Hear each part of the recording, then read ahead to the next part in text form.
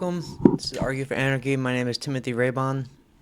Today I'm going to be going over some questions that I was sent as part of an interview with Stephana Johnson. We never got around to answering them during our interview, so I went ahead and since I was encouraged by her to do this, I'm going to answer them on my own time. Timothy is a newlywed, has been working construction during the day and contemplating life in his spare time. He sees himself as part of a rising wave of philosophers who promote leading others into critically thinking about their self.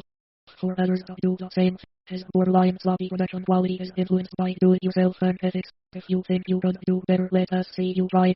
What is your favorite quote, mantra, or guiding principle? We are all created equally. How has this shaped your personal and professional journey? I began using this axiom as proof of the illegitimacy of authority. Before I did this, my journey was fantasy. My fantasy was a nightmare, and the nightmare was real. I would literally lose sleep and become more frustrated at myself, taking it out on my wife every day for doing nothing practical in response to a real problem I was being educated on. This went on for so long that I even ignored what was going on for 3 years. This is how long I was able to live in escapism and denial. During a time of recovery, I was willing again to look into the light. This time, I was not trying to use hard drugs and alcohol as a tool. The activation allowed me to process knowledge I've gathered and form a basic outline. From there, I was able to expand on many key concepts. My most recent focus is on moral entropy. Can you share a specific moment when this motto helped you overcome a challenge or inspired you to take a bold step? I am so confident that we are all created equal that I was able to use this feeling of assurance as a foundation as my amateur radio show called Argue for Anarchy. In producing, I have been able to consistently come back to what I left off on. Something so basic, but I once struggled to remember why I even care. Tell us the story of how you became a high-performing leader in your field. I walked out of class in college trying to get me to perform in public speaking a 10-minute segment on anything I wanted to talk about. I was scared of doing now in my free time what was literally destroying my future at the time. I think that came out wrong. But I realized over time the importance of philosophy and how serious it is. I see people in their childlike mentality their whole life, which is unacceptable because it's time to talk like adults. What pivotal experiences or turning points led you to your current role and specialization? Pivotal turning point, meeting Max Egan. Seeing him speak was like watching myself as an old man trying to do it physically what I'm trying to do, teach people what I know. And talking to Stephana Johnson a couple of days ago really made me realize how much I've been relying on the script. Gotta get much better at talking to people, period. Were there moments when you doubted your path? How did you navigate through those times?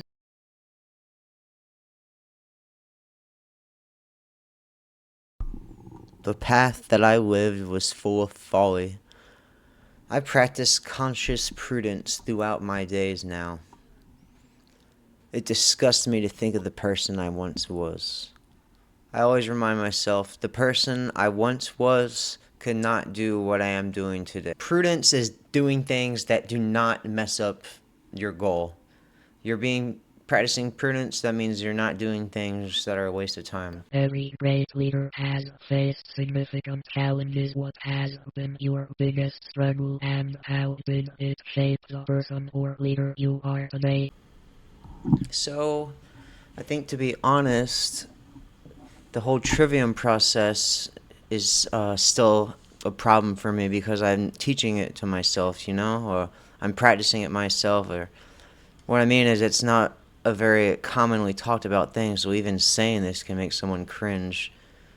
The trivium of gathering all your information and processing it and displaying everything you have, like taking action. That's my problem is public speaking. It always has been, and I'm now realizing that not having my grammar, logic, and rhetoric, I don't have it memorized, is what I'm saying. So a lot of my anxiety of talking to people about important topics could stem from not having my grammar in order. But even realizing it has allowed me to look at that to where now look at me. I'm looking at the camera now. So we can grow as individuals, and we can grow as a species.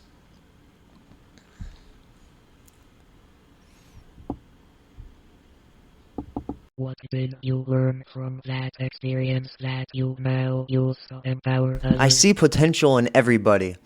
I see myself in people living lowly lifestyles that they think are comfortable, or rather value the excitement their lifestyle gives despite the cost of convenience or comfort. I see myself in drug addicts that feel like they're in a permanent fall from grace and cannot see how they are doing anything wrong. I see potential for people to change no matter what they are doing. I know they can change their mind and realize the error of their ways. What has been your biggest breakthrough moment as a leader? My biggest realization was that government does not exist in the natural world. If you could look into a crystal ball, where would you see yourself and your legacy in 1, 5, or even 10 years? I see myself in 10 years getting more savvy with this tech gear and making more time for this as if it's going to the gym. What impact do you hope to leave behind on your team, industry, or the world? I hope to have my discography of my work finally organized so that other philosophers may refer to it as I have done with others, and in the past philosophers have done with each other. What is the most important lesson you have learned about sustaining peak performance and resilience over the long haul? Do not dwell on success. Do good and forget suggestions of the Tao Te Ching. What advice would you offer leaders who want to build stronger teams, healthier lives, and meaningful legacies? Don't let your family be disgruntled at what you want to do, and don't hide what you want to do from your family either. Your family has to know what you're doing. You have to listen to their concerns and their questions about your work. If there's any conflict between your work and your family, one of those will suffer. What are the top 1 to 3 books that have profoundly impacted how you lead or live? How have these lessons influenced your approach to leadership or personal growth? Radical Mycology by Peter McCoy for all things mushrooms, even touches on Hermeticism. Slavery Gone for Good by Corey Angelot's one of my favorite books with a bunch of quotes and details on specific philosophers and what they've said. and also wild fermentation. My first glimpse at the hidden forces of nature, our body's ability to heal through food, and the power we have to make positive change in the day. How would you like our listeners connect with you, follow your work, or access any free resources you would like to share? YouTube, they got a messenger, they got the messaging board. Facebook, I can get messages. Email, raybontim90@gmail.com. My phone number, no, I'm just kidding. Yeah, but you can get it. What is one thing you hope listeners take away from this conversation? Step out your comfort zone.